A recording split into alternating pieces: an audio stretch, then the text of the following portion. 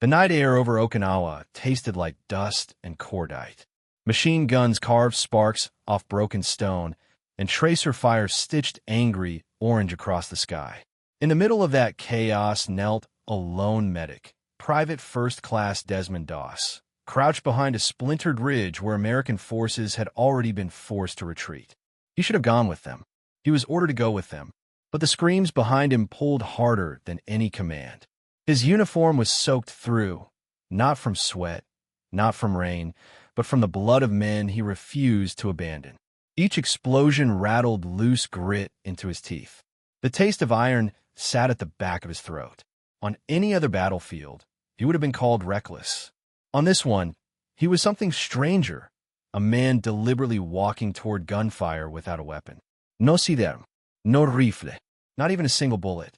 The enemy hunting him could not understand it. Half of his own platoon didn't understand it. Some believed he was a liability, others a burden, some a coward wearing a medic's armband to hide behind faith. And yet this was the moment that defied all of them. The second when a man with no gun became the last hope for 75 lives hanging inches from death. Doss gripped the frayed rope slung around his shoulder and whispered into the smoke. Just one more. The prayer wasn't for glory, not for honor, not even for God to spare him. It was for time, a few more minutes to crawl through hell and find one more breathing soldier before the Japanese artillery reset and the ridge turned into a furnace. Most soldiers prayed they would survive. Desmond Doss prayed others would. What no one knew, not yet, was that this night would end with a miracle the U.S. Army never expected from the man they tried to court-martial before he ever saw a battlefield. Before Hacksaw Ridge, before the Medal of Honor, before headlines used phrases like miracle and legend, Desmond Doss was just a skinny lumber mill worker from Lynchburg, Virginia, raised in a Seventh-day Adventist home where the commandment, "Thou shalt not kill," wasn't a suggestion. It was the law carved into his bones. He carried it the way most soldiers carried a rifle, always close, always ready to answer for it. Doss grew up during the Great Depression, where survival meant sweat and stubbornness. But the moment that shaped him wasn't economic. It was deeply personal. As a boy, he watched his father, a World War I veteran scarred by alcohol and memory, nearly kill a family member during a violent fight. Desmond grabbed a gun that night. He pointed it. His knuckles turned white around the grip, and he realized, horrified, that if he pulled the trigger, he would become everything he feared. That trembling moment burned into him. I will never take another life. The gun never fired, and Doss swore his hands would be used to heal, not harm. Years later, when Pearl Harbor was attacked, enlistment lines wrapped around city blocks. Lynchburg's young men rushed forward with anger and duty in their chests. Doss rushed forward too, but with something different, obligation without hate. He believed he should go into danger, but not contribute to it. In his mind, enemy soldiers were not targets. They were sons and brothers trapped in the same terrible machine. He volunteered as a combat medic, trusting the Army would respect his conscience.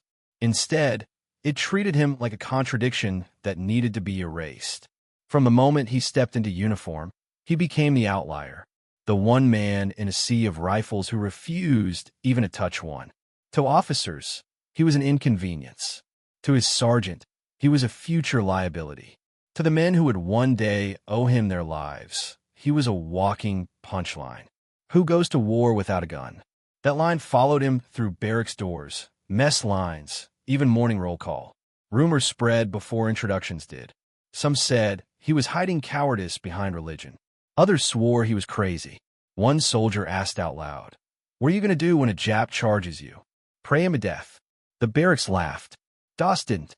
He didn't answer insults with anger. He answered them with stillness.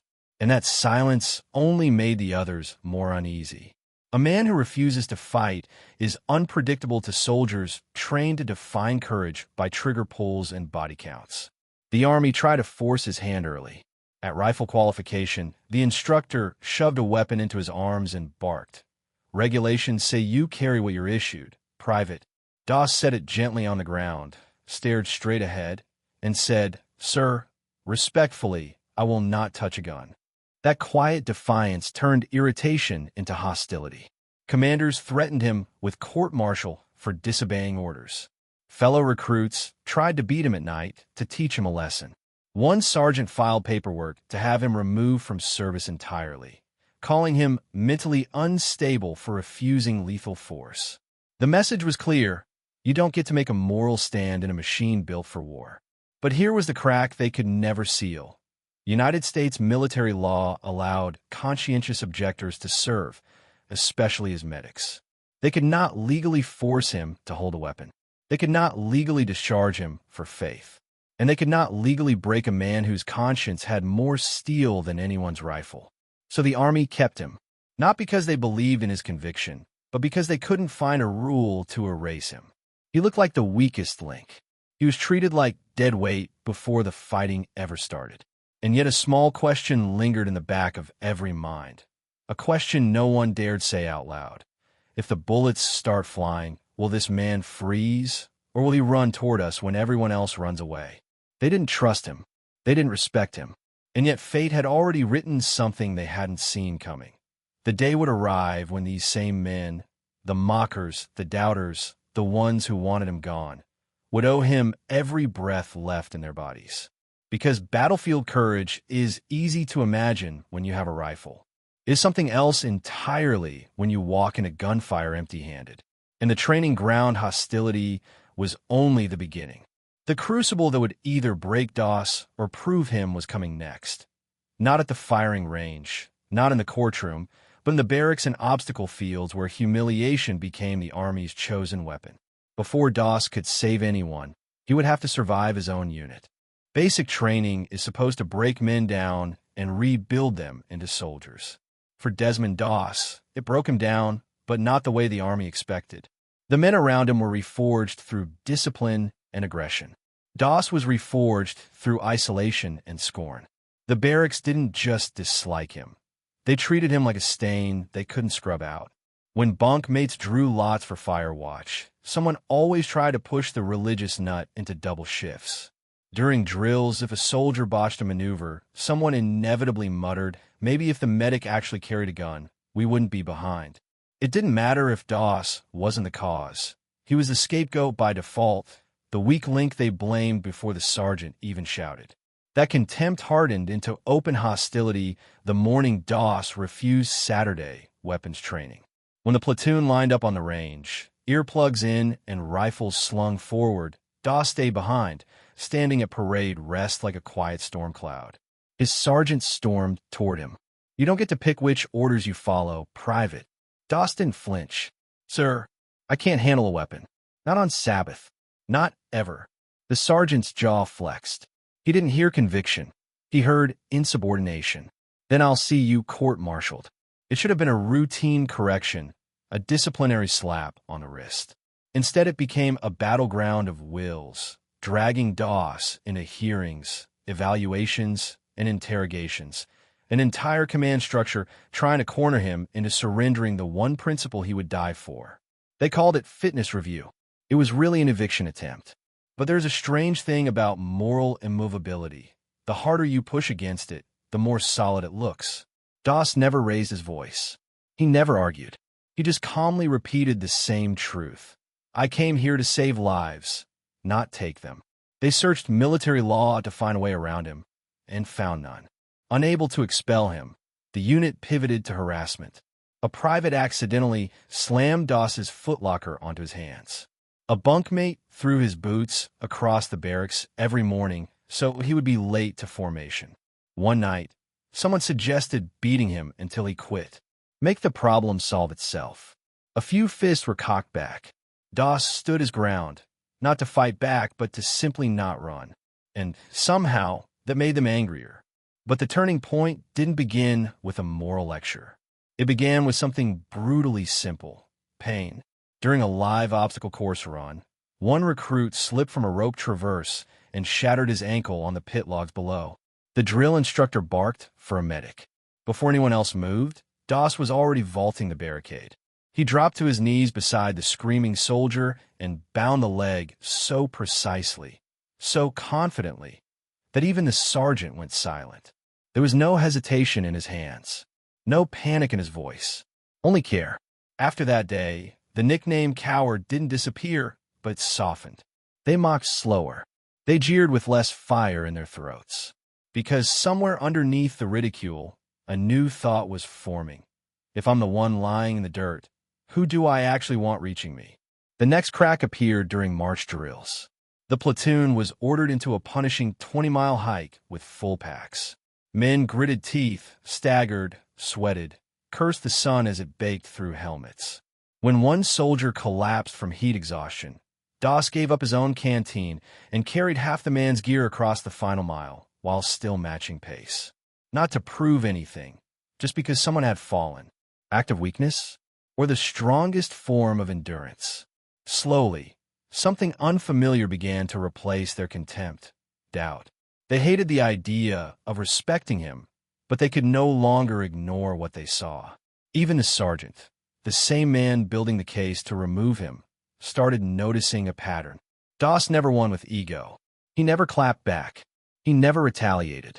Resentment slid off him like water off metal, and that unsettled them more than defiance ever could. Then came the flashpoint, Sunday inspection. The platoon had been worked to the bone with back-to-back drills and cleanup duty. Tension hung thick as sweat.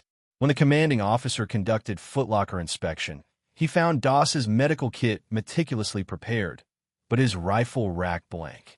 The captain turned to the sergeant with a cold grin. "There's your insubordination, Sergeant. Open and shut, court-martial." The sergeant stepped forward, ready to finally erase the medic he saw as a liability, but something unexpected flickered across his face. He looked at the neat fold of bandages, the sterilized tools, the handwritten notes on which soldier had which old injury. Doss wasn't skating through service. He was working harder than everyone, just along a different axis. And court-martial suddenly felt less like discipline and more like cowardice. The sergeant didn't know it yet, but this was the first time he hesitated to pull the trigger on a man he believed would someday matter. Still, the army pressed on. Doss was dragged into another legal hearing, this time with threats sharpened like bayonets. Obey or be removed. The judge asked him point blank, "Private, why are you here if you refuse to fight?" Doss replied, voice steady as stone, "Because while everyone else is taking life, I'll be there to save it. No teatrix, no sermon, just truth." Silence stretched across the room, the kind of silence that doesn't surrender, doesn't tremble, doesn't bend. And in that silence, the army ran out of ways to break him. He was formally allowed to continue training, without a weapon. But the price had already been paid. He would always be the outcast, not trusted, not wanted, tolerated only because the rule book couldn't bury him. Yet behind that second-class status was a deeper shift beginning to form, invisible but growing. The platoon had seen that Doss did not run when others fell. And war, real war, is built on one terrible question. When everything collapses, who stays? The men mocking him now had no idea how soon they would learn the answer. Because the enemy waiting across the Pacific would not test Doss's belief. They would test his resolve. And the moment that would reveal him wasn't far away. War has a way of stripping away illusions. In basic training, men talk about glory. On transport ships, they talk about strategy. But when they first smell burned earth and torn flesh, when the horizon shudders under artillery and the air turns into grit, war stops being an idea and becomes a place. And Okinawa was the worst place the Pacific had to offer. By the time Doss arrived with the 77th Infantry Division in the spring of 1945, the campaign had already earned the nickname the Typhoon of Steel. It wasn't poetic exaggeration. It was a fact. Artillery fell like weather, and death came so fast the battlefield didn't bother pretending it was fair. Marines had tried breaking through the escarpment before, twice, and both times they were chewed to pieces by defenses dug so deep they looked like a scar across the island.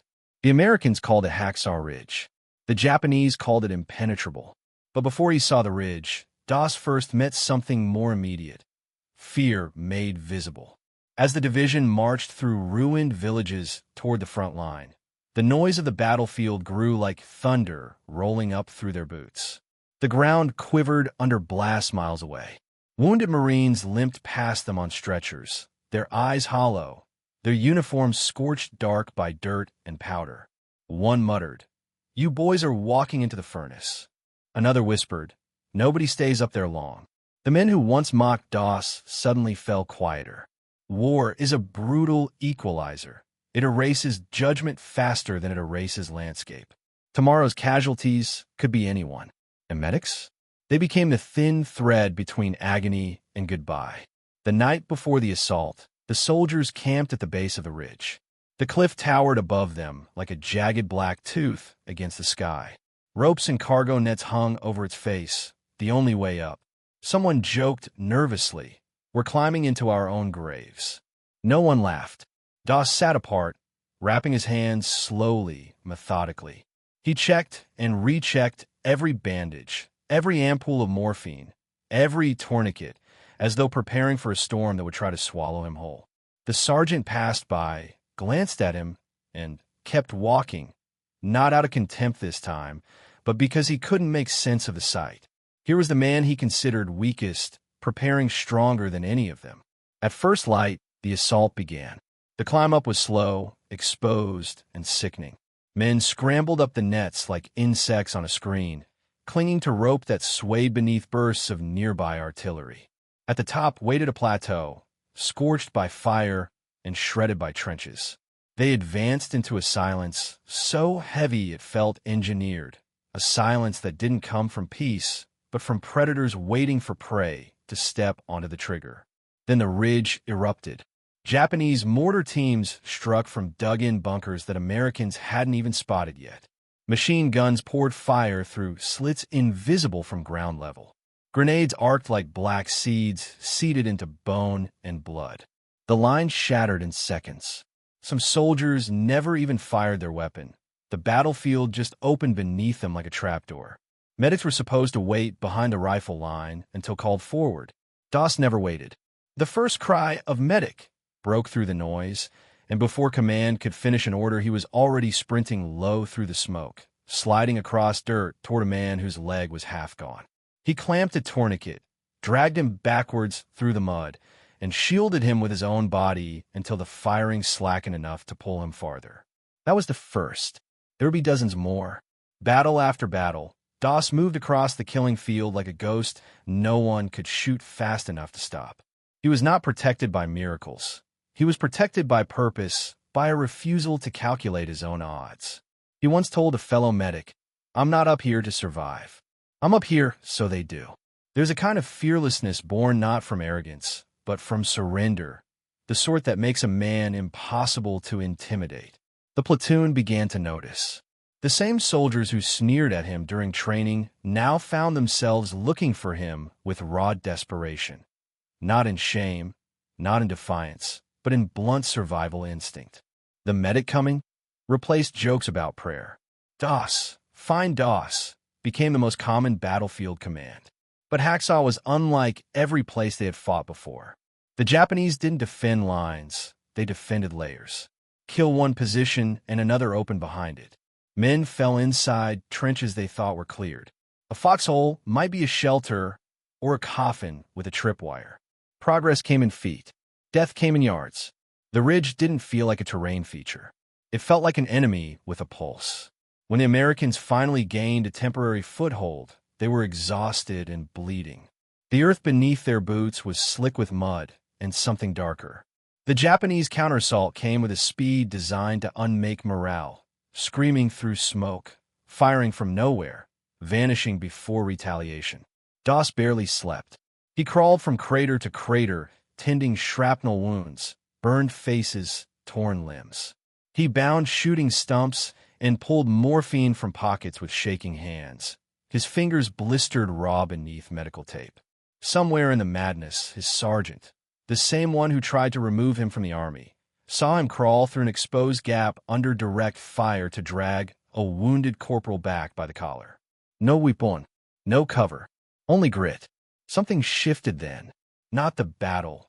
The battle was hell. Unrelenting, but the men. Their eyes changed when they looked at him. For the first time since he enlisted, they weren't looking down on him. They were watching him like someone you follow when the map disappears. Yet none of this was the moment Doss became legend. Not yet. That moment waited deeper in the fight. On a night when hell would empty itself onto a single ridge, and every medic but one would either retreat or die. The men still didn't know it yet, but the ridge was about to become a graveyard, unless one unarmed man refused to leave. Night fell like a closing fist over Hacksaw Ridge, and with it came the kind of silence that never means safety, only the pause before something worse. The Americans had managed to claw a fragment of ground from the Japanese defenders, but it was a foothold made of bone and ash. Their numbers were thinning, ammunition was dropping, and the enemy waited like a tide held back by thread. Command finally gave the order no soldier wants to hear: withdraw. The ridge became a retreat route, except for one man. Doss looked at the field, then at the men hobbling and crawling toward the nets. Behind them lay a stretcher's worth of screams. Soldiers too broken to move, too hurt to speak, fading into the dirt one breath at a time. Nobody expected anyone to go back for them. The retreat meant survival. Staying meant disappearing into enemy hands or artillery smoke. He didn't hesitate. He stepped forward. The last American rifle line vanished over the ridge. Doss remained alone in no man's land. No protection but dying moonlight and his own conviction. He could feel the tremor of artillery calibrating in the dark. He had minutes, maybe less, before the barrage started up again. Every second he spent standing still was a soldier crossing the last threshold between agony and death. So he got low, pressed himself to the earth, and crawled. The first man he found was unconscious, chest torn open by shrapnel. Doss plugged the wound with bandages and prayer, then dragged him by his collar through mud and torn limbs until he found cover near the ridge lip. One man down, 74 more he couldn't see, but could hear: groans, choked breath, sometimes only a faint tapping of a boot heel against stone. Then a grenade cracked open the dark. Doss dove behind a crater, waited for the echo to fade, then slid across terrain lit in flashes of burning phosphorus. The Japanese didn't assume a medic was still alive up there. They assumed stragglers were crawling for safety. Every movement Doss made risked drawing fire, yet every movement also meant a chance that someone breathing would stay that way. He treated stomach wounds, bound arterial bleeding with shaking fingers, whispered encouragement to men fading into shock. He dragged them to a rope sling, lowered them hand over hand down the escarpment to waiting stretcher teams below, and then turned back, again and again, into the dark. Time became unstitched. There was no count of minutes, no sense of progress. There was only the prayer repeating like heartbeat: Lord, just one more. He wasn't asking for rescue. He was asking for permission to keep saving. When his hands blistered open, he wrapped them and kept lowering rope. When his legs began to tremble, he braced them against rock and lowered rope. When exhaustion tried to make the world tilt sideways, he clenched his jaw and lowered rope. Each rescued soldier woke beneath the cliff confused. Who carried me? The medic? Still up there. He's alone. Word spread across the battalion below like a rumor the mind refused to believe. The man they called a coward was performing an act that bordered on impossible: a one-man evacuation under fire. And up top, the nightmare only escalated. A wounded rifleman lay exposed in the open, too close to enemy trenches for cover. Doss crawled across open ground on his belly, dragging himself inch by inch until a shot split the dirt beside his ear. Another round tore through his helmet without touching his skull. The metal dented inward against his hair like a warning. He didn't stop. He reached the soldier, cinched bandages tight, and started pulling. Each foot gained a miracle, each pause a gamble that the next bullet would drill through spine or skull. The Japanese heard him moving. Flashlights combed the dark. Voices shouted. Shots rang out at random, angry and blind. Still he dragged. Still he whispered, "Hold on, I've got you." Like a promise he dared the world to break. By the fourth hour, his arms felt like lead. His vision blurred. Mud clung to him like a burial shroud. And still he repeated it. Just one more. Somewhere below the ridge, A sergeant stared up through field glasses and murmured, "He's still up there." No contempt. No doubt. Just stunned awe. By the 8th hour, he should have collapsed. Most men would have. But Doss wasn't running on strength anymore. He was running on conviction. He believed his life was not his property, but his assignment. When legs failed, the mission carried him. American command considered sending a small retrieval team to help him. They didn't, because none could survive the climb long enough to reach him. The ground he crawled through wasn't battlefield anymore. It was a razor's edge between miracle and obituary. He rescued men with legs missing, spines torn open, scalps split to the skull. He lowered privates and corporals and men who had spit at him during basic training. He did it without asking whether they had deserved his help. He didn't negotiate with fear or fairness, only urgency. Hours bled into dawn. By the time the sky began to pale, he had pulled dozens, then dozens more. In the final count, the Army estimated 75 men, though Doss himself said quietly, "No, probably 50. The others insisted there were more. Humility guarded his memory the same way resolve had guarded his spine. But perhaps the most staggering truth was not that he saved 75 lives. It was that he did it after everyone else gave up hope they could be saved at all. When the sun finally broke the horizon, something in the story shifted forever. Because the battalion looked up that morning and realized the only reason their casualty list wasn't a graveyard was a medic no one wanted, no one trusted, no one believed in. Courage with a rifle is one kind of bravery. Courage on your knees, empty-handed in the dark, that is another. And now, for the first time, the platoon felt the cost of having misjudged him. But the battlefield wasn't finished with Desmond Doss, not yet. Because before the Medal of Honor, before the reverence and salute, there was still one final transformation that war would hammer into being. The moment when leadership would pass from rank to moral gravity. At sunrise, when Doss finally staggered back to the escarpment to rest his arms, the battalion below didn't see a medic returning. They saw a man who had accomplished the impossible. Soldiers who once turned their backs on him now stared upward, as if watching someone walk out of legend. And the strangest thing was not that he had survived, but that he remained calm, as if what he had done was only duty, not history. Word spread through camp faster than command could contain. He saved me. He carried me. He stayed when everyone else fell back. An entire company now wore a stunned, quiet awe, not loud admiration, not cheering. Something deeper. Something reserved for the moment men realize they have misjudged the measure of another human being. The sergeant, the same man who once said he'd rather court-martial Doss than rely on him, couldn't speak at first. He simply watched him from a distance as medics rewrapped the bandages on Doss's torn palms. The silence between them was heavy, like an unspoken apology that did not yet know how to walk his words. For most men, rest would have turned into collapse. But the fight was not finished. The ridge still had to be taken. The Japanese defenses were bent, but not broken, and the 77th would have to climb again. Before the assault resumed, the men lined up to gear themselves, and something happened that no order could have engineered. They refused to go without him. Doss wasn't back in a firing line. He wasn't issuing commands. He was kneeling by a crate, tightening a sling when a lieutenant approached and said, quietly, "We're waiting on you, Private."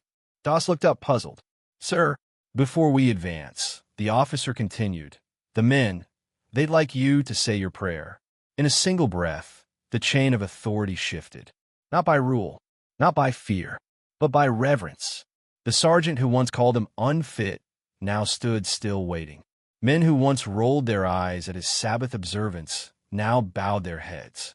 The same company that had tried to throw him out of the army now would not go forward unless he blessed the march. It was the exact reversal of the moment in training when they mocked him for refusing rifles. Except here, in blood and wreckage, they realized what strength actually looked like.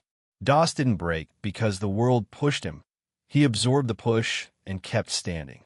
And that kind of conviction is rarer than gunfire, rarer than courage, rarer than survival.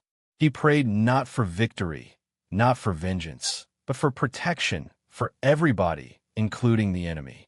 When he finished, The platoon moved as one unit again, not because they trusted the plan, but because they trusted the man walking among them. And so the sergeant, the man who once threatened him with court-martial, walked beside him, not in command, but in respect. From that moment on, the ridge was no longer a test of Doss's faith. It became a witness to it. When he was later wounded, hit by a grenade while tending soldiers and crawling through broken ground, he refused evacuation until another medic was safe. He even gave up his stretcher to an injured soldier, crawling behind them on elbows through splintered rock. And when a sniper bullet shattered his arm, he fashioned his own splint from a rifle stock, the only time in the entire war he ever allowed a weapon to support him. He carried himself off the field with that makeshift brace, refusing aid until every other casualty was counted. The Army could no longer call him objector. They began calling him something else, conscientious protector. When the paperwork was drafted for decoration, command didn't argue over whether he deserved recognition. They argued over how much. A unit citation seemed too small. A commendation seemed insulting. There was only one medal great enough to match the magnitude of what he had done while unarmed, the Medal of Honor. President Truman placed it into his hands in 1945 with a remark that stunned spectators. "I'm proud of you. You've done more than any man wearing this uniform ever could. Not more than most, not more than expected, more than any." But for all the ceremony, all the history books, all the headlines melted down into gold leaf and honor rolls, the most meaningful tribute was given far earlier, back on the ridge, in the simplest possible form. The day a hardened combat sergeant, a man built by battle and shaped by cynicism, stood in silence and waited for Doss to pray. Because sometimes the highest salute isn't delivered by the hand, but by the heart that finally bows.